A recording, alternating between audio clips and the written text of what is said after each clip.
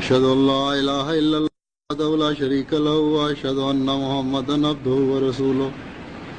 أما بعد فأعوذ بالله من الشيطان الرجيم بسم الله الرحمن الرحيم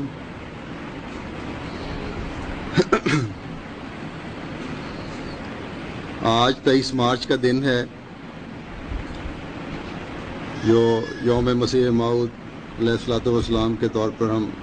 جماعت احمدیہ میں منایا جاتا ہے۔ اس دن بیعت کا آغاز ہوا اور ساتھ ہی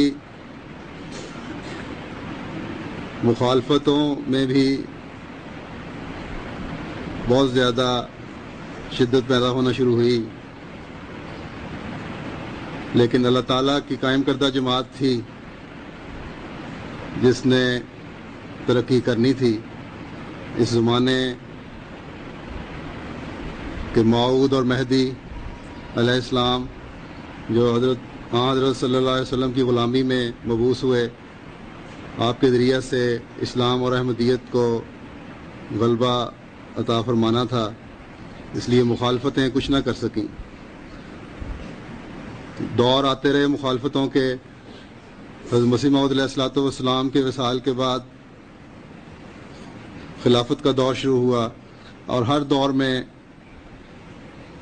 پہلے سے شدت سے مخالفت کا دور بھی شروع ہوا۔ 1974 میں خلافت ثالثہ کے وقت میں ایک بڑی پلاننگ کے ساتھ جماعت کو ختم کرنے کا منصوبہ بنایا گیا حکومت کی طرف سے۔ حضرت خلیفۃ المسیح ثالث رحمہ اللہ تعالی فرماتے ہیں کہ میں بڑا پریشان تھا، اسمبلی میں جا کر سوال جواب ہونے تھے اور مجھے کچھ نہیں پتا تھا کہ کیا صورتحال ہوگی، کیونکہ بند کمرے میں سب کچھ ہونا تھا۔ بڑی دعائیں کی اور ان دعاؤں کے دوران اللہ تعالیٰ نے الہام کیا کہ وسع مکانہ کا، کہ اپنے مکانوں کو وسعت دیتا رہے، اپنی جگہوں کو بڑھاتا چلا جا، اور میں استہزاء کرنے والوں کے لیے اور یہ منصوبے بنانے والوں کے لیے کافی ہوں۔